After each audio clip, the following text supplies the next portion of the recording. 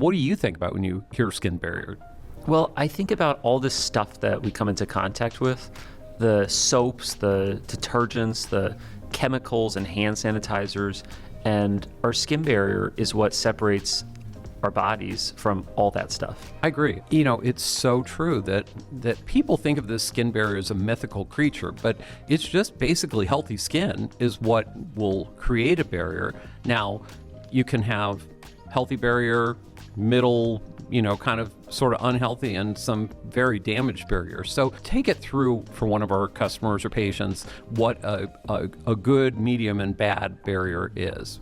Well, I think a good barrier is fundamentally moisturized. So just like, if you have peeling paint on your car and it's just chipping off, stuff is going to get into it, it's going to start rusting, and it's going to be all broken down. Your skin is the same way. You have to have moisture there so that it can actually adhere to one another, and your cells don't just split apart and let stuff in. Absolutely. And keep in mind, some people, for those of you who are out there that have some skin conditions like eczema, psoriasis, other issues on your skin, your barrier is sadly already a little bit challenged, but there are things we can do to optimize that barrier so we can make sure it's good. The other thing that we tend to see, at least in our practice, is people who have infections on their skin, and an infection is just a great way to damage that barrier. So people think of it as like, oh, I just have a little staph infection. Well, guess what that staph is doing?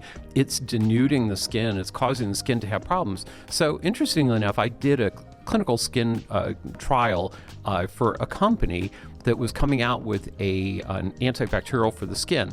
And we took patients with eczema, psoriasis, and poison ivy, and literally the only thing that we gave to them, once we found out that they had an infection, we did a culture, found out that they had an infection of some sort, was this antibacterial. We did not treat them with anything else. We didn't treat them with steroids. We didn't treat them with any cleansers.